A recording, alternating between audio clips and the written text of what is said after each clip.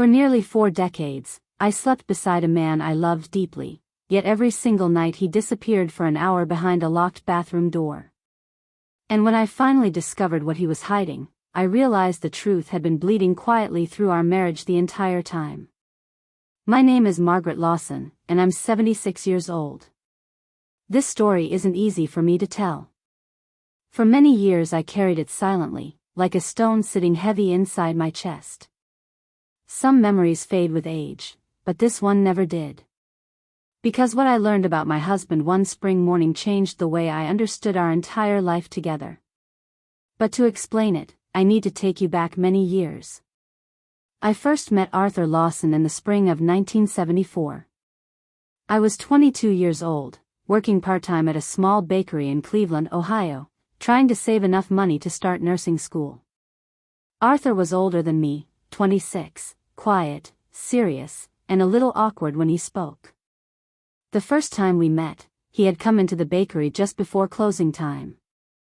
He ordered black coffee and stood there watching the rain outside the window. When I handed him his cup, he thanked me politely, but barely looked up. For some reason, that shyness stayed in my mind. A week later he came back again. Then again. Eventually we started talking. Arthur worked long shifts at a metal fabrication plant on the outskirts of the city. The work was exhausting, but he never complained about it. He seemed like a man who simply accepted life as it came. In those days people moved slower. Dating wasn't the casual thing it is now. When Arthur asked if he could take me to dinner, he insisted on meeting my parents first. My father studied him carefully that night at the kitchen table. Arthur spoke respectfully, answered every question honestly, and by the end of the evening my father nodded in approval. That was enough. Over the next 2 years, Arthur and I built a quiet relationship. No drama, no wild adventures. Just simple evenings, church on Sundays, and long walks through the neighborhood. In 1976, he proposed. We were married that autumn in a modest ceremony with maybe 40 guests. Looking back now, I realize our marriage began exactly the way Arthur liked things to be, simple and predictable. For the first few years everything felt normal. Arthur worked hard and rarely missed a day. He brought his paycheck home every Friday, fixed things around the house on weekends, and spent most evenings watching the news or reading quietly. He wasn't the type of man who went out drinking with friends or stayed out late. In fact, he was almost too disciplined. But there was one habit that puzzled me from the beginning. Every night, not occasionally, but every single night, Arthur woke up at 3:30 in the morning. Not once or twice. Every night. The mattress would shift as he carefully slid out of bed. He always moved slowly, as if trying not to disturb me. Then he would walk down the hallway to the bathroom, lock the door, and stay there for almost an hour. At first I assumed it was some kind of stomach issue. Newly married couples don't question everything, especially back then. Privacy inside a marriage was treated differently. But weeks turned into months. Months turned into years. And the strange routine never stopped. Eventually I gathered the courage to ask him. One morning while we were having breakfast, I said gently, "Arthur, are you feeling all right? I notice you wake up very early every night." His reaction surprised me. Arthur's face flushed red, and he suddenly became very interested in stirring his coffee. "It's nothing," he said quickly. "Just an old stomach problem. Had it since I was young." Then he changed the subject. And that should have been the end of it. But something about the way he avoided my eyes made a small knot of unease form in my mind. Over the years, that knot slowly grew. Because sometimes, when the house was silent and I lay awake in the dark, I realized something strange. The sounds coming from the bathroom didn't match his explanation. There were no normal noises you'd expect. Instead I heard the sink running, drawers opening, sometimes the rustle of plastic, and occasionally a quiet sound that made my stomach tighten. A suppressed groan of pain. I tried to ignore it. For many years, I convinced myself it meant nothing. But deep down I had the feeling that behind that locked door, my husband was hiding something far bigger than a simple stomach problem. And one night, after 37 years of marriage, curiosity finally defeated my fear. That was the night I walked quietly down the hallway, leaned toward the door, and looked through the tiny keyhole. What I saw on the other side still haunts me today. And the moment Arthur turned around, my entire world changed. For many years, I tried to convince myself that Arthur's strange nightly routine meant nothing. After all, marriage teaches you something very quickly: not every mystery needs to be solved. Sometimes people simply have habits, little private rituals that don't concern anyone else. At least, that's what I kept telling myself. But time has a way of sharpening the details we try to ignore. By 1980, Arthur and I had been married for 4 years. Our life had settled into a comfortable rhythm.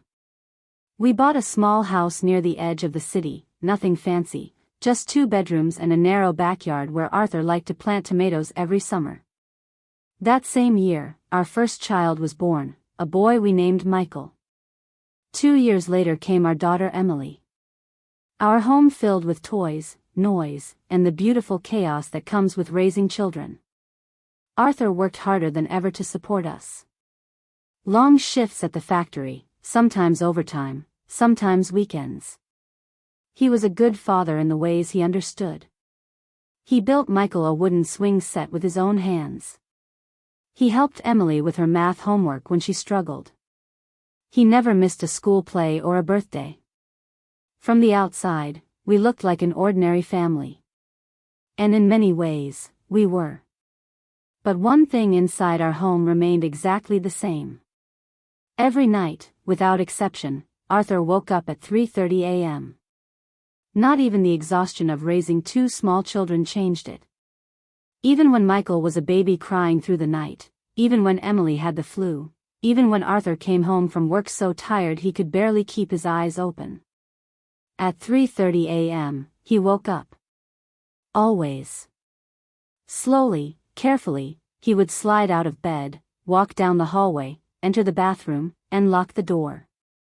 Then he stayed there for nearly an hour. At first, I accepted his explanation. The stomach problem story seemed reasonable enough. Many people have digestive issues they don't like to talk about. But as the years passed, certain details began bothering me. For one thing, Arthur never talked about it again. Not once. And another thing, the sounds. Late at night, when I happened to wake up, would sometimes listen without meaning to. The bathroom faucet would run for a few seconds, then stop. A drawer would slide open. Sometimes there was the faint crinkling sound of plastic packaging. Then long stretches of silence. And every now and then, a low breath, almost like someone trying to hold back pain. The first time I heard it clearly, it sent a chill through me.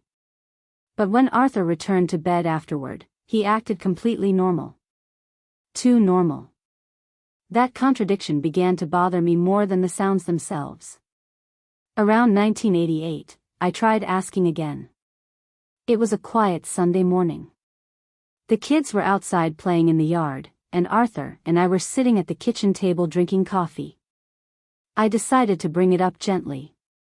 "Arthur," I said, "you still wake up every night, don't you?" He looked up at me slowly. "Yes." "You never told me. Does your stomach still bother you that much?" For a moment, he didn't answer. Then he gave a small shrug. "Some things don't go away," he said. That was all. No explanation. No frustration. Just a calm, simple statement. And then he changed the subject. I tried talking to my mother about it once. We were washing dishes together after Sunday dinner when I finally mentioned Arthur's nightly habit. Her reaction was immediate. "Margaret," she said firmly, "don't start inventing problems where there aren't any." "But it's been years," I insisted. Every single night. She wiped her hands on a towel and looked at me the way mothers do when they're about to deliver a lecture. Your husband works hard. He provides for you and those children. If he wants an hour alone in the bathroom at night, let the man have his privacy. I felt embarrassed after that conversation. Maybe she was right. Maybe I was overthinking something harmless. So I tried to forget about it. For many years. I did. But as Arthur grew older, I started noticing something else. Sometimes when he stood up from the couch, he winced slightly, as if his back hurt. Sometimes he pressed a hand against his ribs when he thought no one was watching.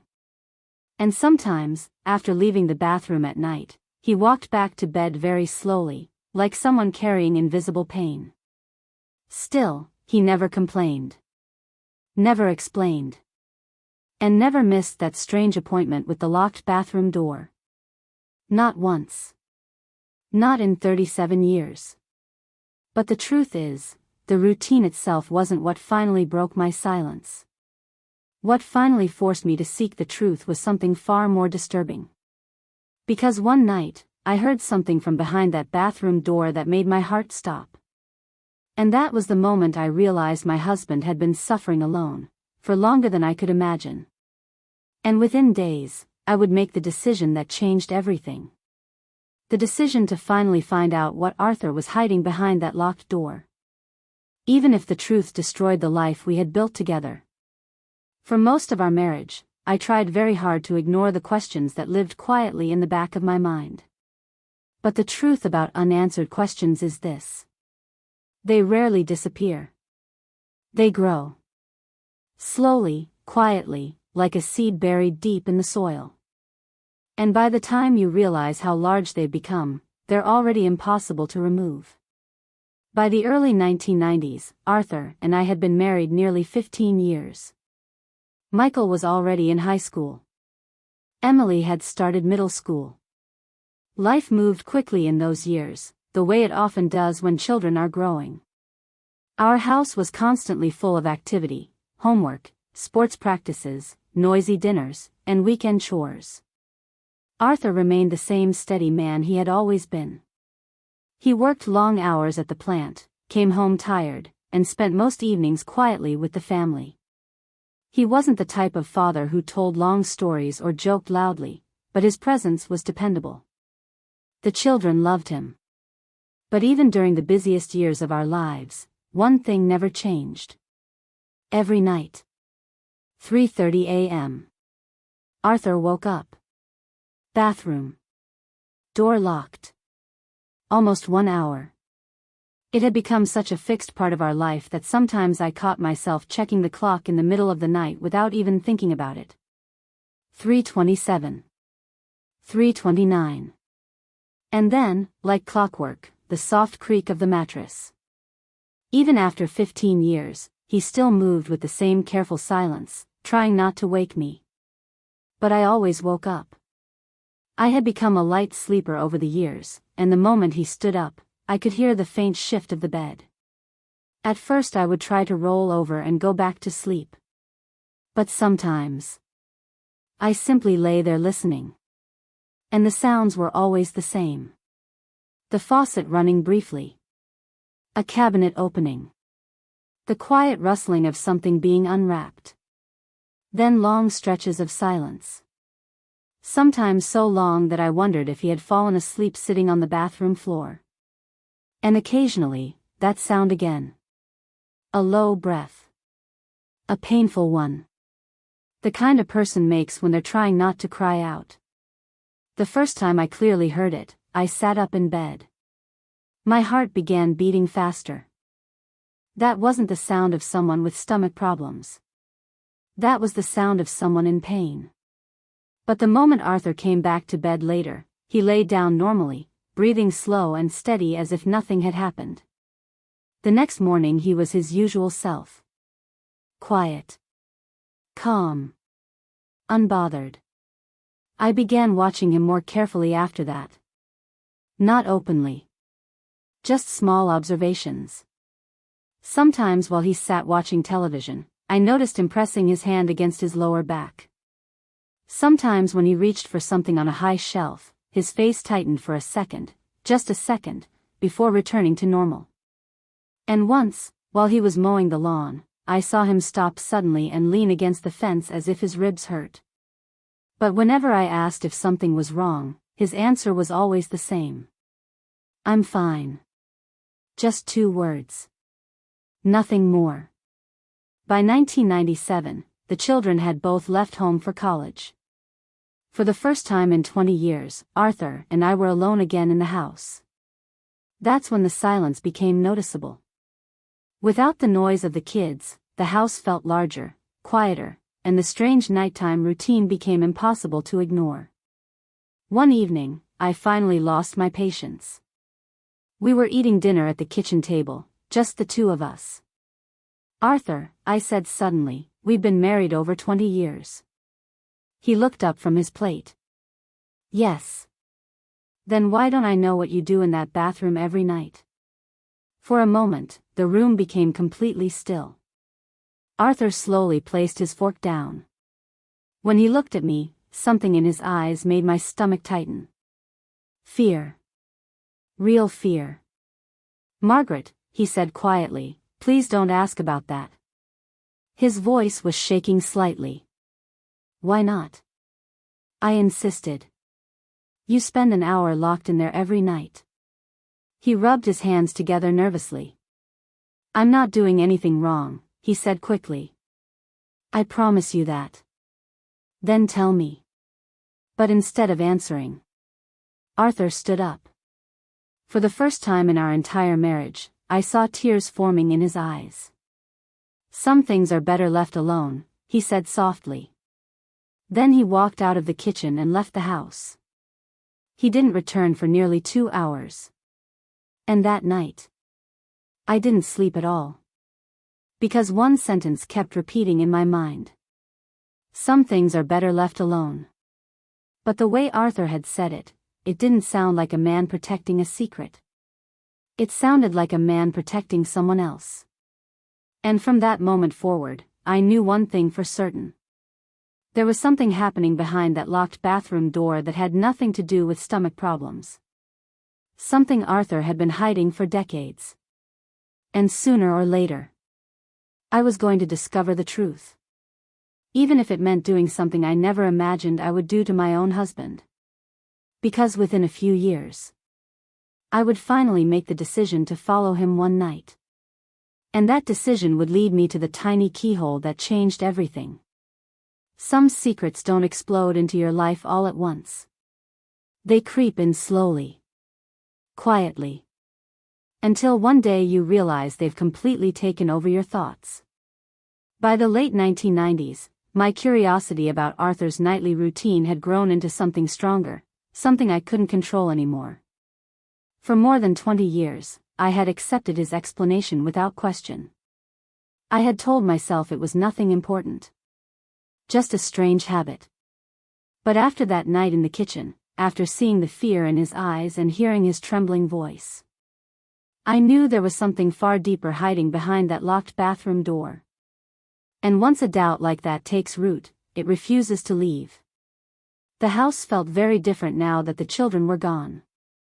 Michael was finishing his engineering degree in another state, and Emily had moved across the country for medical school. Phone calls with them were warm and joyful, but when the calls ended, the silence returned. Just Arthur. Just me.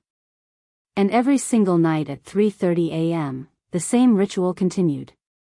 The quiet rise from bed. The careful footsteps. The bathroom door closing. The lock clicking. Then silence. Always silence. At first, I tried to ignore it the way I had before. I would turn over, close my eyes, and tell myself to go back to sleep. But sleep became harder and harder to find. Instead, I would lie there staring at the ceiling, listening to the faint sounds coming from the hallway. The running water. The soft movement of cabinets. And sometimes, those painful breaths again. Low. Suppressed. as if Arthur was trying with all his strength not to make a sound. One night, I quietly got out of bed while he was still inside the bathroom. I moved slowly down the hallway, careful not to let the wooden floorboards creak beneath my feet. The bathroom light glowed under the door.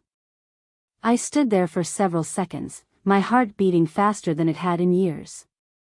Just a few feet away from me, my husband was doing something he had hidden from me for decades. I leaned closer. At first, I could only hear faint movement. Then a strange sound. Paper tearing. Followed by the quiet clink of glass. My stomach tightened. What on earth was he doing in there? I considered knocking. But something stopped me. Arthur had always been a private man, but never secretive. The fact that he had begged me not to ask questions made this moment feel dangerous somehow, like stepping over a line that couldn't be undone. So instead, I returned to the bedroom before he came out. But the curiosity didn't fade. If anything, it became stronger. Over the next few months, I began noticing even more things about Arthur. Small things. Things I had ignored before. He seemed to move more slowly than he used to. Getting up from chairs required a bit more effort. Sometimes he held onto the kitchen counter for balance when standing up. Once, while reaching for a pan in the cupboard, he suddenly froze. His hand tightened around the shelf. For a brief moment, pain flashed across his face. Then it was gone. "Are you all right?" I asked quickly. He nodded immediately. "Just stiff muscles," he said. But the answer didn't satisfy me anymore.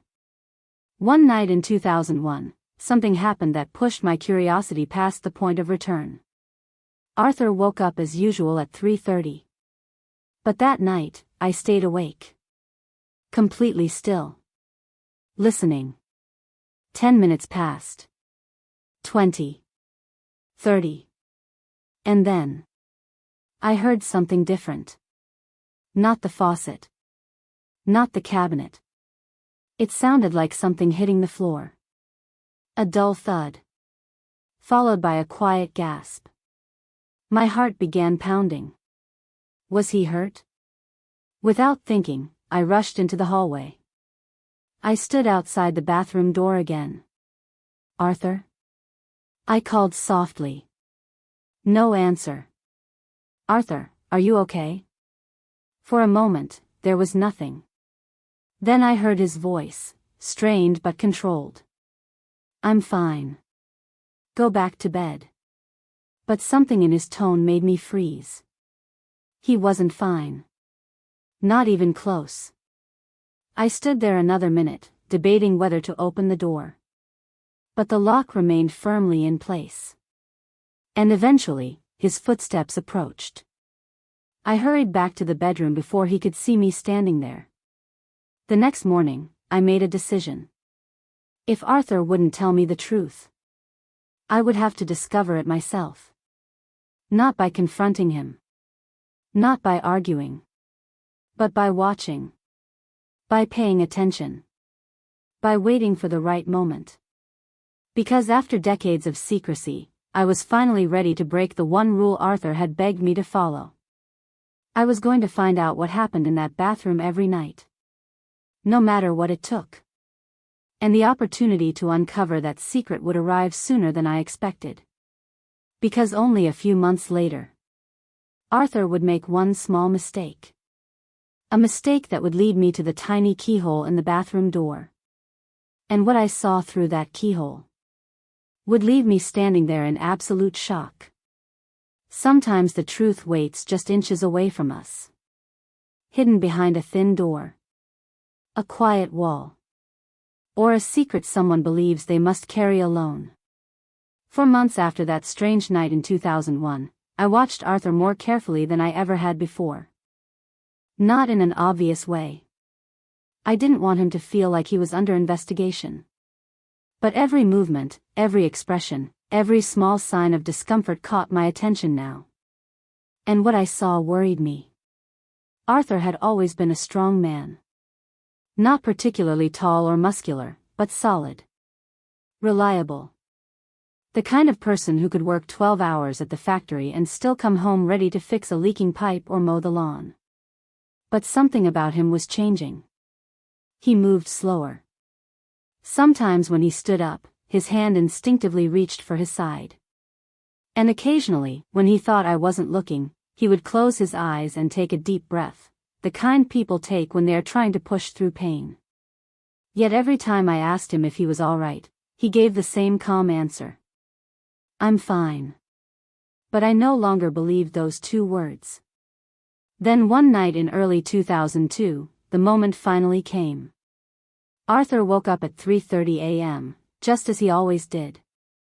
I kept my breathing steady, pretending to sleep as he quietly slipped out of bed and walked down the hallway. The bathroom door closed. The lock clicked. I waited. 10 seconds. 20. 30. Then I slowly got up.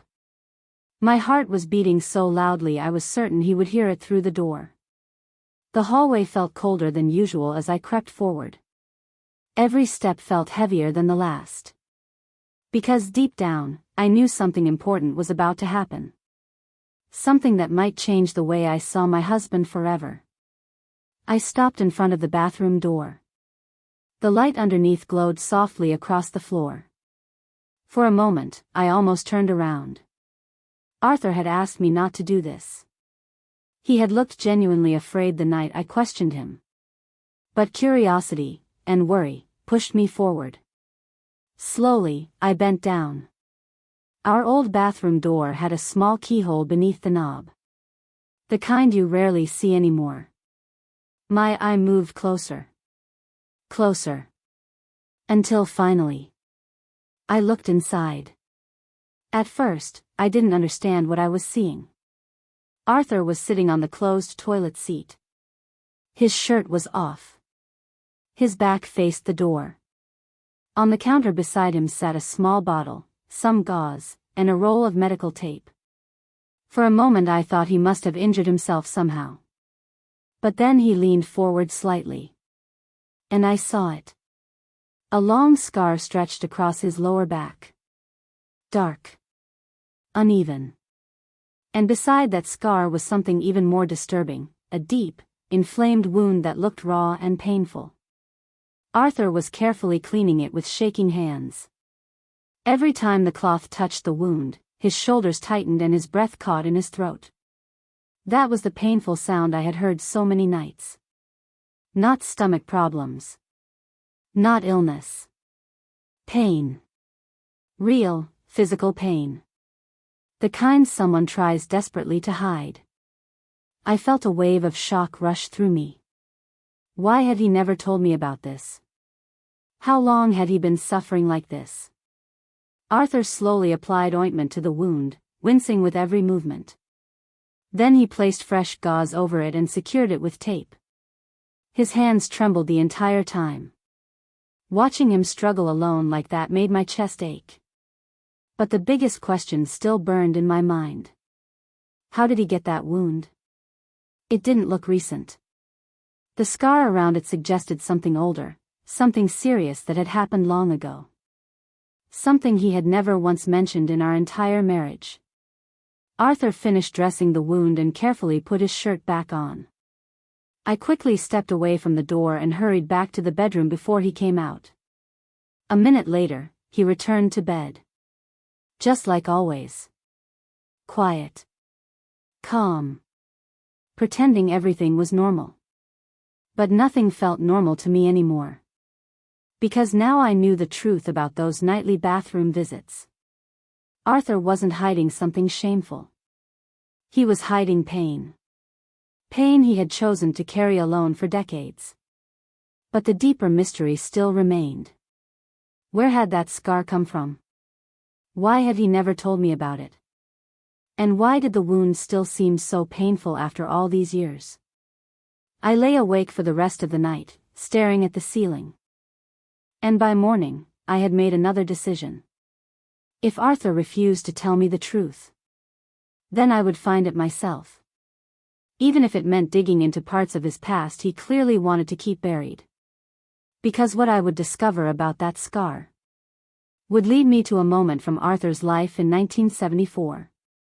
A moment so powerful, it had shaped everything that came after. And once I learned what had really happened that year, I would finally understand why my quiet, gentle husband had spent decades waking up every night at 3:30 a.m. After what I saw through that tiny keyhole, sleep became almost impossible. Every time I closed my eyes, the same image returned. Arthur sitting on the bathroom seat, his back turned, his hands trembling as he cleaned that painful wound. For more than 20 years, the man I loved had been waking up every single night to treat an injury he had never once mentioned to me. And I couldn't understand why. If he had been hurt recently, of course he might keep it quiet for a few days. But that scar looked old. Very old. Which meant one thing. The truth about it had been hidden long before our children were born, maybe even before we got married. And that thought disturbed me more than anything else. Because it meant my husband had been carrying something alone for most of his life. The next morning, Arthur behaved as if nothing had happened. He drank his coffee, read the newspaper, asked if I wanted him to pick up groceries after work. His voice was calm. His movements were slow but steady. Anyone looking at him would see an ordinary man beginning an ordinary day. But I couldn't stop seeing the pain he had hidden behind that calm expression. At one point he stood up from the table and walked toward the door, grabbing his jacket. "See you this evening," he said with a small smile. And just like that, he left. The moment the front door closed, I sat there staring at my coffee cup. Part of me felt guilty for spying on him the night before. But another part of me, the part filled with worry, knew I couldn't pretend anymore. I needed answers. That afternoon, I went into the storage room in the basement. Like most homes that had been lived in for decades, ours was full of old boxes. Photo albums, letters, documents from years ago. Arthur had never been the kind of person to throw things away, so much of our past still sat quietly in those dusty containers. I began opening them one by one. Old family photos, school records, Christmas cards from relatives. Then, after nearly an hour of searching, I found something interesting. A small cardboard box filled with old newspapers and documents from the 1970s. Arthur had kept them neatly folded, as if they were important. I sat down on the basement floor and began looking through them. And that's when I saw it. A newspaper clipping dated August 1974. The headline immediately caught my attention. "Factory explosion injures several workers." My heart skipped a beat. Arthur had started working at the manufacturing plant in the early 70s. He had mentioned that before. Slowly, I began reading the article. It described an accident at a metal processing facility outside town. A machine had malfunctioned, causing a sudden explosion that injured multiple employees working the late shift. Several workers had suffered burns and broken bones. But one sentence made my hands go cold. It mentioned a young worker who had been severely injured while helping another employee escape the blast. The article praised his bravery, saying he had refused medical treatment until the other man had been safely removed from the building. That worker's name was Arthur Bennett. I stared at the paper for several seconds, trying to absorb what I was reading. Arthur had never told me about this. Never once. Not during our courtship. Not during our marriage. Not even as a passing story. Yet according to this article, he had nearly died in that explosion. The report mentioned severe back injuries caused by flying debris. Suddenly the scar I saw the night before made sense. But another question formed immediately. If the injury happened in 1974, why was he still treating it every night almost 30 years later? The article didn't explain that. Instead, it mentioned something else. Another worker had been trapped under fallen equipment during the explosion, a man whose life Arthur had helped save. The rescued worker's name was printed near the bottom of the article. And as I read it, something strange happened. I recognized the name. Not from the newspaper, but from something Arthur had said years ago. A name he mentioned every once in a while, always around the same time of night. I suddenly remembered hearing it once while he was half asleep. He had whispered it quietly, almost like a prayer. And now that same name stared back at me from the page. Which meant Arthur hadn't just been treating a wound all these years. He had been remembering someone. Someone connected to that terrible night in 1974. And if my growing suspicion was correct, that person might still be the reason Arthur woke up every single night at 3:30 a.m. Because the deeper I looked into that accident, the more I began to realize that Arthur's injury wasn't the real secret. The real secret was what happened after the explosion. And once I discovered the full story, I would finally understand the reason behind those painful midnight visits to the bathroom. But the truth about the explosion, and the man Arthur saved that night, would only become clear when I found someone who had actually been there. And the person who finally told me the rest of the story would completely change the way I saw my husband forever. The newspaper clipping stayed in my hands long after I finished reading it. I must have read the article at least 5 times, hoping I had misunderstood something. But every time the same details stood out. The explosion. The injured workers. And Arthur, risking his own life to pull another man out of the wreckage. Yet in all the years we had been married, he had never told me that story. Not once. That alone felt strange. Arthur was a humble man, yes. He never liked attention or praise. But something like that, nearly dying in a factory explosion, would normally come up at some point during 25 years of marriage. But it hadn't. Which meant Arthur wasn't just being modest. He was deliberately hiding it. And the more I thought about it, the more I believed the real reason for that silence had something to do with the other man mentioned in the article. The man Arthur had saved. I read the name printed at the bottom of the page again. Daniel Harper. The moment I saw it earlier, something inside my memory had stirred. I knew that name from somewhere. It wasn't someone we saw regularly. Not a neighbor. Not a family friend. But I had definitely heard Arthur say it before. And the more I thought about it, the more certain I became. Arthur had whispered that name in his sleep once. Late at night. Years ago. Back then I hadn't paid much attention to it. People sometimes mumble strange things while dreaming. But now the name suddenly felt very important. Almost like a missing piece of a puzzle. Over the next few days, I kept searching through the boxes in the basement. More papers. More old photographs. But nothing else about the explosion. It was as if Arthur had kept only that single article, just enough to remember the moment, but not enough to explain it. Finally, I decided there was only one way to learn more. I needed to talk to someone who had worked at the factory during that time. Someone who had actually been there. Arthur had mentioned an old coworker many times over the years, a man named Frank Callahan. Frank had retired long before Arthur did, but the two of them had remained friendly for decades. Every Christmas, a card from Frank and his wife still arrived in the mail. Luckily, I still had their phone number in an old address book. For several minutes I stared at the phone, wondering if I should really make the call.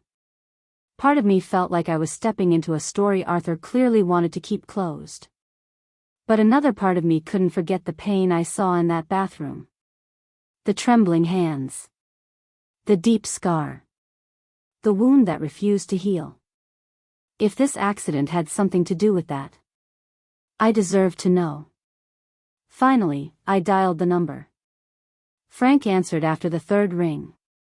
His voice sounded older than I remembered, but warm. Hello? Frank, this is Margaret. Arthur's wife. Oh. Margaret, he said cheerfully. It's been years. How are you two doing? We talked politely for a minute or two. Then I carefully guided the conversation toward the subject that had been haunting me. Frank, I said slowly, I found an old newspaper article about the factory explosion back in 1974. There was a short pause on the other end of the line. Then Frank exhaled quietly. Ah, that night. You remember it? I asked. Of course I do, he said. Nobody who was there could ever forget. My heart started beating faster. Arthur never talks about it, I admitted. Frank gave a small, sad chuckle. No, he wouldn't. Why not? For a moment, Frank didn't answer. When he finally spoke again, his voice had changed. It sounded heavier. More serious. Margaret, did Arthur ever tell you about Daniel? No, I said quietly. Only that he saved him. Frank sighed. Well, that's only part of the story. What Frank told me next made my hands tremble. According to him, the explosion that night had been far worse than the newspaper described. A massive piece of metal equipment had collapsed during the blast, trapping Daniel Harper beneath it. The fire was spreading quickly. Smoke filled the entire building. Most of the workers ran outside immediately. But Arthur didn't. He went back inside. Through the smoke. Through the falling debris. Straight toward the trapped man. Frank told me Arthur had managed to lift enough of the metal to pull Daniel free. But during that struggle, something heavy struck Arthur's back. A sharp piece of machinery that tore into him deeply. That was the injury that caused the scar. The one I had seen through the keyhole. But that wasn't the part that made Frank fall silent on the phone. The part that truly shook me was what happened after Arthur saved Daniel. Because according to Frank, the two men had been close friends before the accident. Almost like brothers. And when the explosion finally stopped and the ambulances arrived, only one of them was taken to the hospital. Arthur. Daniel Harper. Never woke up. I sat frozen with the phone still in my hand. My heart felt heavy as Frank continued speaking softly. Arthur blamed himself for that night, he said. Even though none of it was his fault. But, he saved him, I whispered. Frank sighed again. Yes, but Arthur believed he didn't save him fast enough. Suddenly everything started making sense. The scar. The pain. The silence. And those mysterious 3:30 a.m. visits. Because according to Frank, that was the exact time the explosion had happened that night in 1974. And from that day forward, Arthur had never slept through that hour again. But the most heartbreaking part of the story was something Frank told me just before we ended the call. Something I had never imagined. Something that explained why Arthur still treated that wound every night. Because that injury wasn't supposed to hurt anymore after all these years. According to doctors, it should have healed decades ago.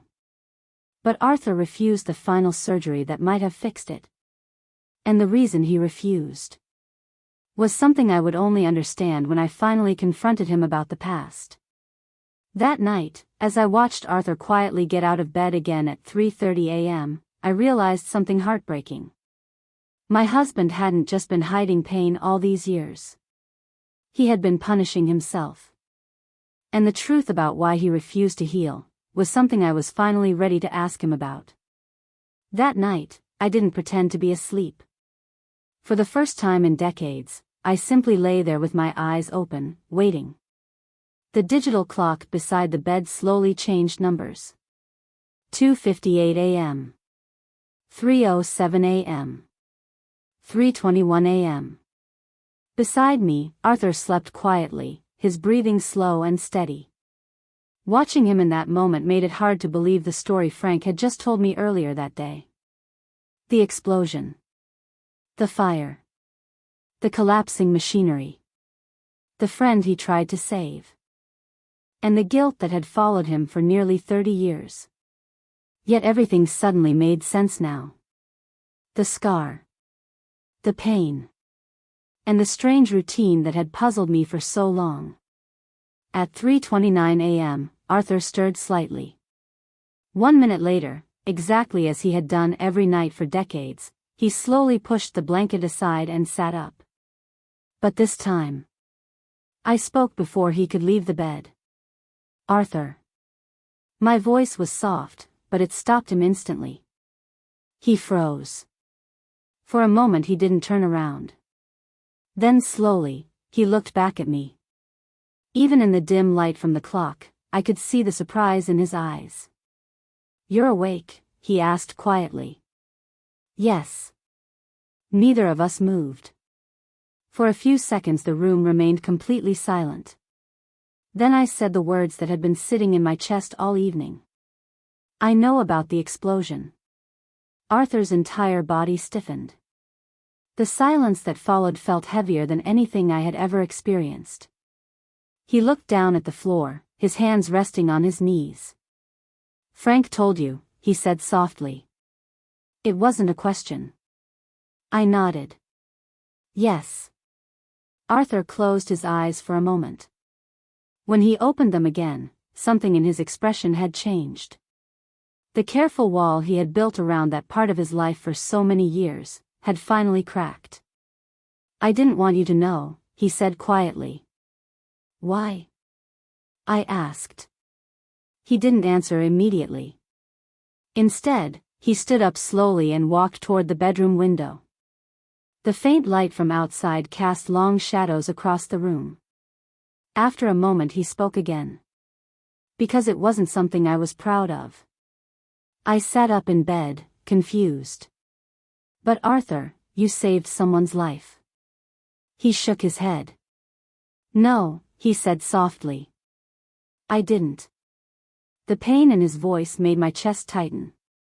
Arthur rested one hand against the window frame, staring out into the darkness. "Daniel and I started working at that factory the same year," he said. "We were both young, both trying to prove ourselves." He paused. "We used to joke about who would quit first." A faint smile crossed his face for a second. Then it disappeared. "That night we were working the late shift together," he continued. "The machine malfunctioned. There was a loud crack, then the explosion." His voice had grown quieter now. "Everything happened so fast. Smoke everywhere. People running.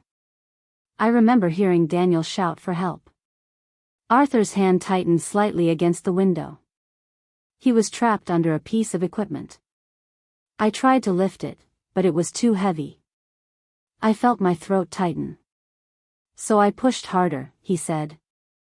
"And that's when the metal piece hit my back." I could almost picture it as he spoke, the chaos, the fire, the collapsing machinery. Arthur continued slowly. "I managed to move the equipment just enough to pull him out. But by the time we reached the door, he had stopped breathing." The room fell silent again. "I thought if I had been stronger," Arthur said quietly. "Or faster. Or if I had gone back inside sooner." His voice faded. "He might have lived." I climbed out of bed and walked toward him. "Arthur," I said gently, "that wasn't your fault." But he shook his head again. "That's what everyone says." Then he turned slightly, revealing the deep sadness in his eyes. "But I was there. I was the one holding him. And I felt the moment he stopped breathing." My heart broke hearing those words. After all these years, Arthur had been carrying that memory completely alone. "I found the newspaper article," I said softly. "They called you a hero." Arthur gave a small, tired smile. "Newspapers don't see the whole story." Then he looked down at the floor again. "I survived." He paused. "But Daniel didn't."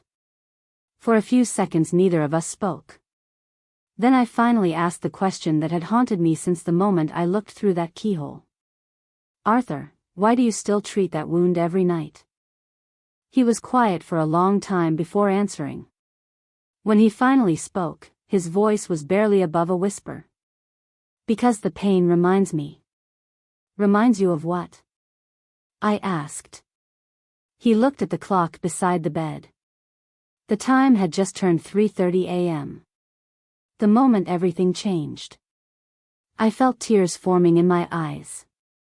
For almost 30 years, Arthur had forced himself to relive that moment every single night. Not because the wound required it, but because he believed he deserved the pain. He had turned his own scar into a punishment. A reminder of a night he believed he had failed. But what I said to him next would finally begin to change that belief. And it would lead to the first night in nearly 3 decades when Arthur Bennett would finally sleep past 3:30 a.m. But before that could happen, Arthur would reveal one final truth about the accident, a truth that explained why he refused the surgery that could have healed his back years ago. The room was silent except for the soft ticking of the clock. 3:31 a.m. For decades, this exact moment had marked the beginning of Arthur's nightly ritual. But tonight was different. Tonight, the secret that had lived between us for so long was finally out in the open. Arthur stood near the window, staring into the darkness outside. I could see the weight of the memories in his posture, the years of guilt he had quietly carried without ever letting anyone see it. I walked closer and gently placed my hand on his arm. "Frank told me something else," I said softly. Arthur looked at me. "He said doctors wanted to do another surgery years ago, something that might have fixed the injury." Arthur's expression didn't change. But he nodded slowly. "They did. Then why didn't you do it?" I asked. For a moment, he didn't answer. Instead, he walked back toward the bed and sat down, rubbing his hands together the way he always did when something difficult was on his mind. Finally, he spoke.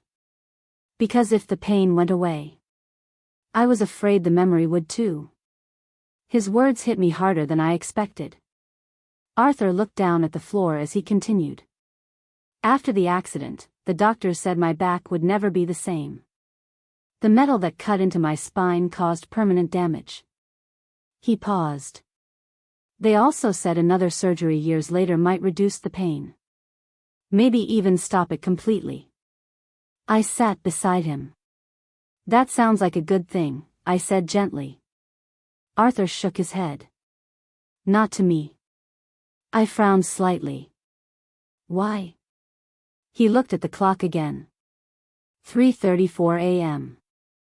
"The pain reminds me of Daniel," he said quietly. For a moment, I didn't understand. Then his voice grew softer. I didn't want to wake up one day and realize I had stopped remembering him. My chest tightened. Arthur continued slowly. "People forget things as time passes. Even important things. But I didn't want that to happen. So I kept the pain." He lifted one hand slightly and placed it over his lower back. "That wound never healed properly. The doctors warned me about that too. But every night when it hurt, I remembered that moment. The smoke, the fire. Daniel's voice calling for help. His eyes looked distant now, lost somewhere deep in the past. And I remembered the promise I made while we were running toward the exit." I blinked. "Promise?" Arthur nodded. "Yes." "What promise?" I asked quietly. For the first time that night, Arthur looked directly into my eyes. "I promised him I wouldn't let him die." His voice cracked slightly. "But I did." Tears finally filled his eyes. And suddenly everything made sense. Arthur hadn't refused the surgery because he was stubborn. He hadn't kept that wound untreated because he didn't care about his health. He had done it because he believed he deserved the pain. Because in his mind, it was the only way to keep the memory of his friend alive. For almost 30 years, my husband had been punishing himself for something that had never been his fault. I took his hand and held it tightly. "Arthur," I said softly. "You didn't fail him." Arthur didn't answer. But I could see the struggle in his expression. The years of guilt weren't something that could disappear in a single conversation. Still, something had begun to change tonight. Because for the first time in 3 decades, Arthur wasn't carrying the secret alone anymore. But there was still one final piece of this story left. One truth Arthur had never allowed himself to accept. And helping him understand that truth would lead to the most important moment of all. The moment when the man who had punished himself every night at 3:30 a.m. would finally allow himself to forgive the past. And when that moment came, Arthur Bennett would experience something he hadn't felt in nearly 30 years. A full night of peaceful sleep. The clock beside the bed now read 3:38 a.m. For nearly 30 years, this had been the hour when Arthur's past returned to him, the moment when guilt woke him up, when pain forced him into the bathroom, and when memories of that terrible night in 1974 refused to let him rest. But tonight, something had changed. For the first time since the explosion, Arthur had finally spoken about it. Not just the facts from the newspaper. Not just the scar. But the truth he had buried deep inside himself, the belief that he had failed his friend. I sat beside him on the bed, still holding his hand. His shoulders looked heavier than I had ever seen them, as if simply saying those words out loud had released years of pressure he had been carrying alone. "You know something?" I said gently. Arthur looked up. "What?" "I think Daniel would be very angry with you." Arthur blinked in surprise. "That's a strange thing to say."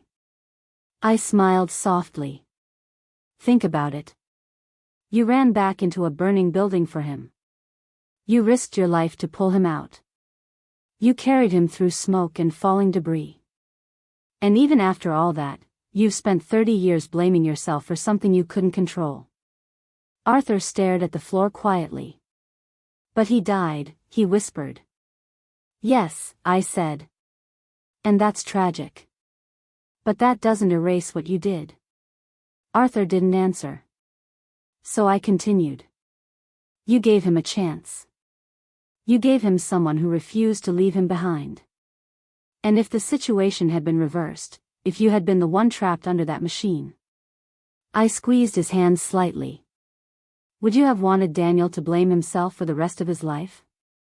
Arthur's eyes slowly lifted to meet mine. For a moment, he said nothing. Then he shook his head. "No," he admitted quietly. "Exactly," I said. "Because real friendship doesn't demand punishment. It remembers courage." The room fell silent again. But this time the silence felt different. Not heavy. Not painful. Just quiet. Arthur looked toward the clock again. 3:42 a.m. Usually by now he would already be sitting in the bathroom, carefully treating the wound on his back. But tonight he hadn't moved. Instead, he sat there thinking. Finally he took a slow breath. "I never told anyone that promise," he said. "What promise?" "The one I made while we were trying to get out." I waited patiently. Arthur's voice was calm now. "I told Daniel I wouldn't let him face it alone. And in a strange way, I think I kept that promise." I tilted my head slightly. "How?" Arthur gave a small, thoughtful smile. "For 30 years, I stayed with that moment. I never let it disappear." I understood what he meant. For decades, his pain had been his way of staying connected to that memory. But now that memory didn't have to hurt anymore. Not like that. I reached up and gently touched his shoulder. "Maybe it's time to keep that promise in a different way." Arthur frowned slightly. "What do you mean?" "Remember him," I said softly. "But don't punish yourself for surviving." Arthur looked at the clock again. 3:45 a.m. For the first time in nearly 30 years, the moment had passed. And he hadn't gone to the bathroom. He hadn't cleaned the wound. He hadn't forced himself to relive the pain. He simply sat there beside me. Quiet. Breathing. Thinking. Finally he let out a long, slow sigh. "I'm tired," he admitted. I smiled. "That's a good thing." Arthur lay back against the pillow slowly. For a moment he stared up at the ceiling. Then he turned slightly toward me. "Margaret?" "Yes?" "Thank you for not giving up on me." My chest warmed hearing those words. "Of course I didn't," I said. "That's what marriage is for." Arthur gave a faint smile. Then he closed his eyes. The room became completely still. Minutes passed. Then something happened that I hadn't heard in years. Arthur's breathing grew deep. Slow. Peaceful. He had fallen asleep. And when I looked at the clock again, it read 3:58 a.m. For the first time since 1974. Arthur Bennett had slept through 3:30 a.m. The scar on his back would always remain. Some wounds never completely disappear. But that night, something far more important finally began to heal. The guilt he had carried for nearly 30 years. The belief that he deserved pain. And the memory that had kept him awake night after night. Because sometimes the hardest thing a person must learn is how to forgive themselves.